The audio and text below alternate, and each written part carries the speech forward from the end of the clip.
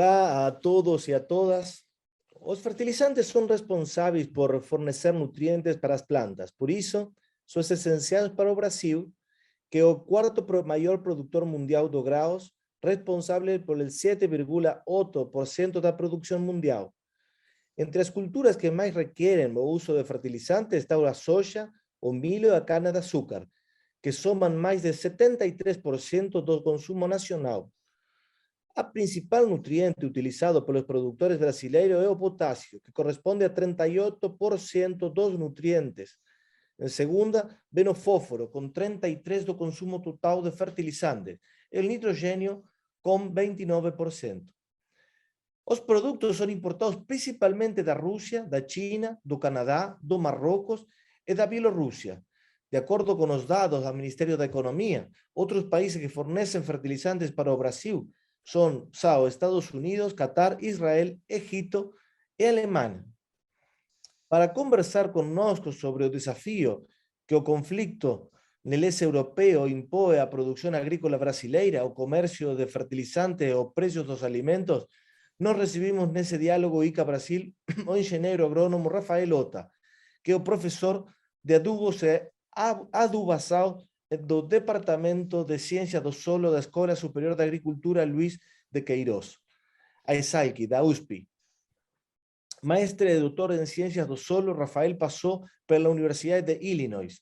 Na USP, ele orienta alunos da mestrado, doutorado e pós-doutorado. É coordenador científico do Programa Cooperativo de Experimentação e Manejo. Sua linha de pesquisa inclui o desenvolvimento de fertilizantes nitrogenados, como adição de micronutrientes e nanomatérias, manejo de fertilizantes nitrogenados para a produção de bioenergia e nanomateriais para a nutrição das plantas. Seja muito bem-vindo, Rafael. Obrigado por aceitar nosso convite. Olá a todos que nos ouvem, é uma grande satisfação participar aqui dessa entrevista com os colegas do ICA, para poder contribuir um pouco nesse debate aí sobre a questão dos fertilizantes, especialmente aqui os impactos, né, da guerra no leste europeu para a agricultura brasileira. Vamos a começar, Rafael, com nosso diálogo. A Rússia e a Ucrânia, que protagonizam um conflito sem previsão de término, são também importantes fornecedores de fertilizantes para vários países, inclusive o Brasil. Essa guerra levou ao governo federal e ao Congresso Nacional a agilizar no Plano Nacional de Fertilizantes, aprovado no Congresso no mês passado. O objetivo do plano é ampliar a exploração de insumos em minas locais e a produção nacional de fertilizantes para reduzir a dependência internacional a partir de ações como mudanças no arcabouço tributário e regulatório, concessão de subsídios de financiamento público. Trata-se de um planejamento que deve se estender até 2050. Atualmente, o Brasil ocupa a quarta posição mundial, com cerca de 8% do consumo global de fertilizantes. Qual é a sua avaliação sobre esse plano e o que ele deve desencadenar no médio prazo? O Plano Nacional de Fertilizantes foi uma iniciativa do governo federal, foi lançado antes desse problema que nós estamos vivendo aí no leste europeu, né? Antes do conflito entre Rússia e Ucrânia, antes mesmo do conflito com a Bielorrússia. Então, o Plano Nacional de Fertilizantes ele foi lançado pelo governo antes de nós vivermos essa explosão no preço de fertilizantes. O que esse projeto, esse plano visou, né, foi reunir a indústria produtora de fertilizantes no Brasil, os importadores, órgãos de pesquisa, institutos, universidades, então toda a academia brasileira junto com os players aí, produtores de fertilizantes e importadores do Brasil. Então, foi um plano que visou discutir quais os gargalos que existem hoje para aumentar a produção de fertilizantes no Brasil. E muito se esperava, né, que esse plano ele viesse a trazer uma solução de autossuficiência de fertilizantes para o Brasil. O público em geral, que não é da área de agricultura no Brasil, ele imagina que esse plano ele veio para resolver o problema de uma vez por todas. Mas quando a gente pega o plano, olha o plano, a gente observa que é uma missão quase impossível a gente fazer isso nesse intervalo de tempo. Então, o plano, o objetivo dele é bem claro. Em 30 anos, ou seja, de 2020, 2022 até 2050, o objetivo do plano será reduzir a dependência brasileira de fertilizantes para casa aí de 50% a 55%. Então, ele não é um plano tão audacioso como a maioria do público no Brasil imagina, mas mesmo assim ele vai trazer, se for efetivado, né, esse plano aí, ele vai trazer uma segurança alimentar para o Brasil muito maior do que é hoje, que depende de 85% da importação de fertilizantes. Perfecto. Un ejemplo de acción prevista no plano o mapeamento de obras paralizadas que una vez retomadas y concluidas pueden aumentar a producción nacional de fertilizante. Otro ejemplo, aumentar a previsión de investimento en la formación y capacitación de profesionales para actuar en los sectores de tecnología de fertilizante. ¿Cuál es el histórico de obras de producción brasileña? ¿Qué o país precisa en términos de infraestructura, crédito, subsidio? ¿Você acha que hay posibilidades de integración regional para poder solucionar este problema? Sim, eu acredito que sim. Eu acho que no Brasil o primeiro ponto, né, é retomar as fábricas que já estão construídas ou estão em vias de terminar o seu processo de construção. Então, o primeiro ponto, ao invés de criar novas plantas, novas fábricas, é retomar aquelas que têm capacidade de produção. Nesse sentido, a Petrobras, que era a grande produtora nacional de fertilizantes, ela tinha entrado em hibernação, as 3 plantas de nitrogênio que ela tinha, né? E dessas plantas, ela conseguiu recentemente arrendar 2 plantas dessa na Fafem, que é a fábrica de fertilizantes nitrogenados do Brasil. 2 foram arrendadas para uma empresa petroquímica aqui no Brasil, que já está iniciando as operações. Então, é um bom recado aí para o Brasil, né, para o povo brasileiro, que essas plantas paralisadas aí da Petrobras irão entrar em operação, já estão entrando em operação, e a gente espera que em breve elas atinjam aí capacidade plena de produção de nitrogenados. Então, o primeiro ponto, né, Gabriel, é retomar aquelas plantas que estavam paradas.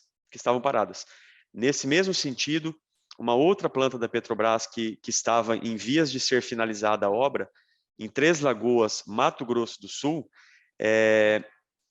ela também foi recentemente vendida, essa obra agora, para uma empresa, para a Acron, e a Acron vai retomar as obras para finalizar a construção dessa planta em Três Lagoas, e ela é uma planta muito estratégica, porque ela é diferente das outras plantas que estão no litoral. Essa planta em Três Lagoas, Mato Grosso do Sul, está muito próxima do mercado consumidor, que é a região do Cerrado brasileiro.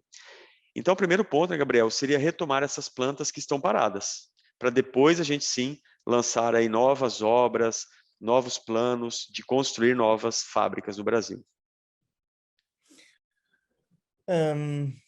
Y que haya da integración regional con países como Argentina, Uruguay, Paraguay, para hacer una integración para fornecer a toda a região de fertilizantes, sobre todo nitrogenados e de potássio?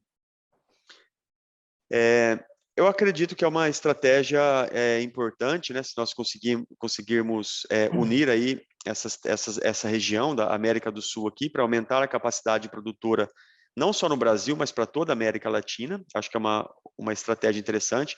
Um exemplo, essa planta de nitrogenados da Petrobras, que agora foi vendida, né, para a Acron, em Mato Grosso do Sul, ela prevê o abastecimento a partir de gás natural que vem da Bolívia, do gasoduto Brasil-Bolívia. Então, eu acho que é um exemplo, Gabriel, de integração, né? Nós usarmos os recursos naturais que estão em países vizinhos próximos para aumentar a produção de fertilizantes e, de maneira geral, de alimentos. Então, eu acho que é uma opção bem válida, sim.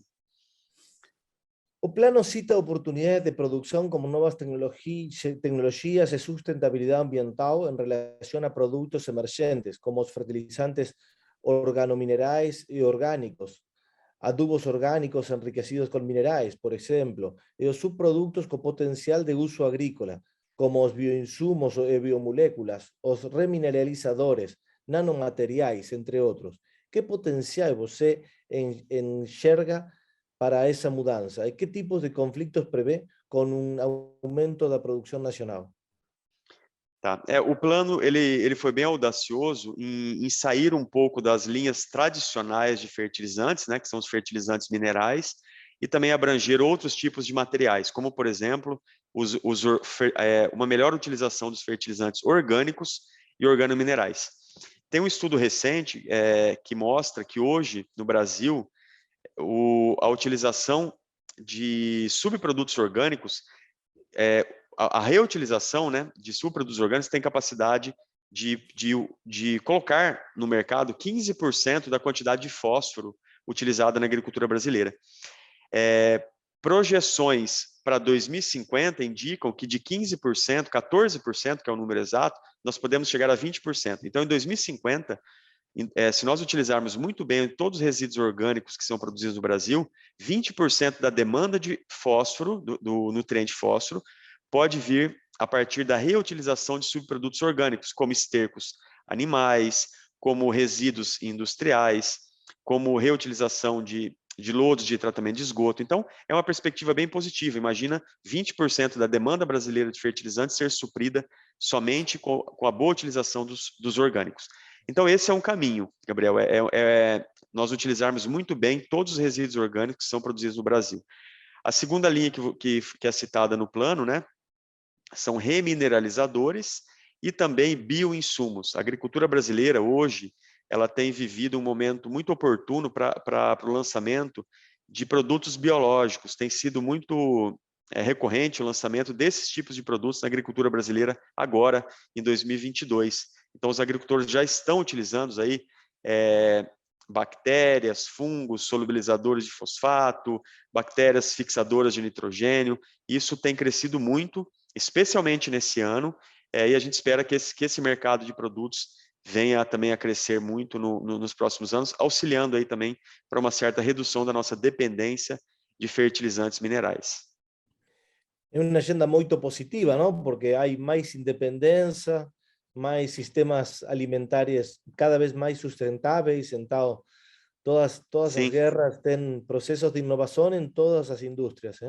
Sim, e até as indústrias tradicionais de fertilizantes minerais, as grandes mineradoras do mundo, elas estão de olho nesse mercado, né? Porque todos nós sabemos que os fertilizantes minerais, apesar de toda a sua importância para a agricultura mundial, né, estima-se que cerca de 40% a 50% da população mundial ela seja alimentada, né, a partir da utilização de fertilizantes minerais. Então, não vamos negar a importância dos fertilizantes minerais, mas essa indústria, nós sabemos que os recursos são finitos, as reservas são finitas.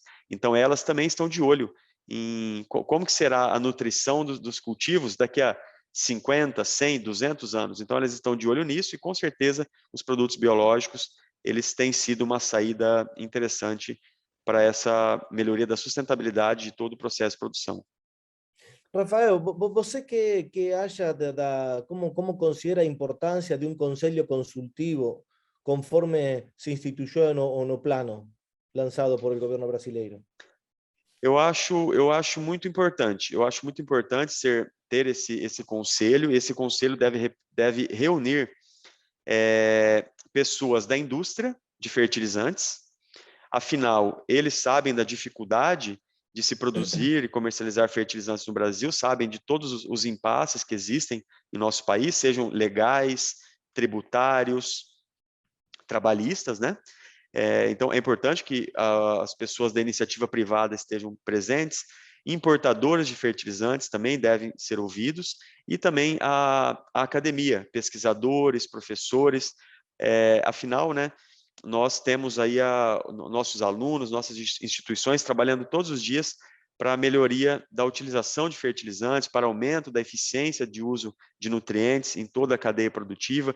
Então, eu acho que é importante reunir realmente essas pessoas em um conselho consultivo para auxiliar na tomada de decisão e também aumentar o nosso diálogo junto ao governo. Rafael, outra questão. En el corto plazo, vamos a falar de corto plazo, un año, en mediano plazo, 2 o 3 anos. ¿Você acha que los niveles que la agropecuaria brasileña viene utilizando de fertilizantes son altos y que en el corto plazo, es decir, un año, los efectos do precio de los fertilizantes, los efectos de a escasez de fertilizantes pueden afectar gravemente a producción, o eso va a ocurrir solamente en el mediano plazo? O sea, ¿hay fertilidad en el suelo brasilero para transitar este periodo crítico suficiente como para não afetar a produção nacional? Excelente pergunta essa, Gabriel. Eu sou muito otimista, eu acredito muito na eficiência dos agricultores brasileiros. Os agricultores brasileiros, assim como várias outras regiões aqui da América do Sul, eles estão acostumados com desafios no seu sistema de produção, sejam eles climáticos, falta de insumos, pragas, doenças. Fazer agricultura no trópico, na região tropical, é um desafio por si só. Então, mediante isso, essa grande eficiência dos agricultores, eu sou otimista. Eu acho que o consumo de fertilizantes no Brasil, esse ano de 2022, a curtíssimo prazo, eu imagino que ele possa, sim, reduzir comparado ao ano passado. Afinal, os preços estão muito altos e também existem incertezas de entrega de fertilizantes até a safra. Talvez seja um pouco cedo para falar isso, né? De redução de consumo, porque nós estamos no primeiro semestre ainda de 2022 e a guerra, se tudo ocorrer bem, ela deve acabar muito, muito brevemente. Então, tudo depende do contexto da guerra, o que vai acontecer. Se a guerra se estender, piora o cenário. Se a guerra acabar logo, o cenário tende a voltar à normalidade. Mas vamos considerar que com esses preços altos, o agricultor brasileiro segure um pouco na utilização de fertilizantes. Mesmo assim, eu acho que com os níveis de fertilidade que já foram construídos em nossas lavouras, com a inteligência e a eficiência dos agricultores brasileiros, que só vão pensar em cortar a adubação ou reduzir a adubação em áreas que já tenham fertilidade construída, eu acho que a produção agrícola no Brasil não vai ser penalizada. Eu acho que o agricultor brasileiro ele vai saber sair dessa situação que estamos vivendo e continuar produzindo bem, mesmo com uma falta ou uma redução momentânea no fornecimento de fertilizantes. Então, essa é a minha visão, Gabriel. Eu sou muito otimista, eu acho que os agricultores brasileiros vão dar conta de enfrentar esse desafio e produzir uma safra muito boa, mesmo com esse cenário de incerteza de fertilizantes que estamos vivendo.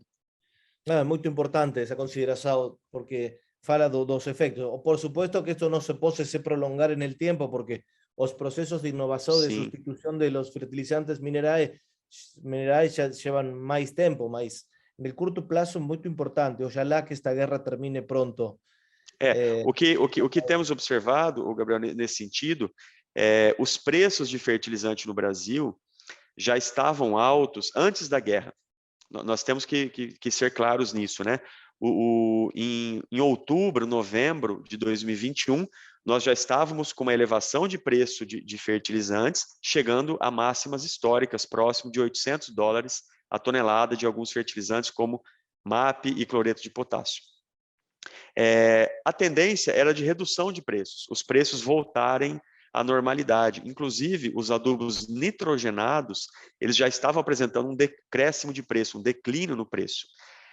Os fosfatados e potássicos, não, eles ainda tinham uma tendência de manter altos por conta da sanção econômica aí à Bielorrússia, que é um grande exportador de fertilizantes. Mas o cenário para o nitrogenado era muito positivo. Porém, aí veio a guerra, em 2022 veio a guerra. Então, o que aconteceu? Aquele declínio de preço que estava acontecendo voltou a aumentar.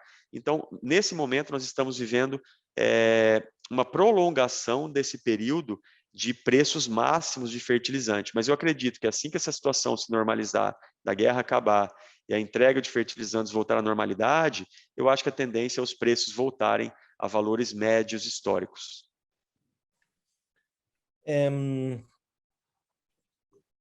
Muito obrigado por su respuesta, Rafael. Es impresionante el dato que você trajo de que el 20% de los requerimientos de fertilizantes fosforados pueden ser reemplazados con proyectos de economía circular. Muy fuerte, porque los fornecedores de fósforo son muy pocos en el mundo, ¿no? Marruecos, no sé, pocos países en el mundo son fornecedores de fósforo mineral. Exatamente. O Marrocos é um grande, tem grandes minérios, né, de fósforo, China também tem, mas o Marrocos realmente é o país que se destaca, né? A maior parte, tem uma estimativa que 70% das reservas mundiais de fósforo estão localizadas em Marrocos. Então, é um problema geopolítico isso, né? Quando as reservas se tornarem realmente escassas, todo o fósforo do mundo, muito possivelmente, vai se localizar naquela região do Oriente Médio. E isso é um pouco preocupante do ponto de vista político. Oriente Medio, ¿qué países concretamente, profesor? Não, Marrocos. Estamos falando de Sí. Marrocos, as Ok, reservas de fósforo em Marrocos. más de Marruecos. Sim. Então, como un comentario final, el precio dos fertilizantes determina também, em boa medida, el precio dos alimentos, não? Então, eu acho que a prosperidade de nossos países da América do Sur tem que ser por nossa eficiência, por nossos recursos naturais, Sim. e nós não queremos el fome no mundo, não? Então, é uma situação muito particular e esperemos que pronto volte todo à normalidade e sigamos Com nesse certeza, caminho. com certeza, Gabriel. Um comentário final aí que eu tenho é que nós aqui no Brasil, eu acredito também em outros países aqui da América do Sul, nós estamos vendo esse aumento de preços nos supermercados, né? Em todos os alimentos que nós estamos indo comprar, frutas, verduras, cereais, carnes, derivados, o preço está aumentando de uma forma muito alta. Então, eu acho que a população agora sentiu o efeito, né? Que sempre que os insumos sobem, uma guerra como essa, o que ela pode causar em nossas vidas, né? Então, o que nós menos queremos é que esses preços continuem altos por mais tempo, nós queremos que a situação se normalize para o preço dos fertilizantes e também de outros insumos, como defensivos, que também estão muito altos, não é só fertilizante que estão com preços altos, defensivos estão também chegando às suas máximas históricas, então tudo isso tem impactado muito o preço da produção dos alimentos. Aqui no Brasil mesmo, onde eu moro aqui em São Paulo, tem se reclamado muito de preço de verduras, de tomate, de outros produtos, e é difícil associar diretamente com a guerra, mas são culturas que dependem muito do uso de fertilizantes e muito do uso de defensivos. Então, quando esses produtos sobem muito, obviamente tem uma escalada de preços aqui que chega até o consumidor final. Nós queremos que isso se resolva, porque a segurança alimentar, eu acho que é o nosso objetivo número 1 de nós que trabalhamos com agricultura. Bueno, Rafael, muito obrigado por esse tempo, muito valioso para nós estar nesta discussão de lo que está passando. A cooperação técnica que nós fazemos a lo largo e ancho da América tem que estar sobre estes temas que são os problemas principais para nossos países e, nesse sentido, seu aporte é muito valioso para melhorar cada dia nosso trabalho. Muito obrigado.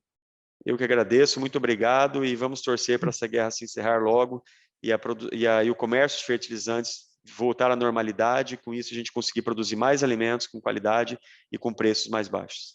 Obrigado, Gabriel. Muito obrigado a você.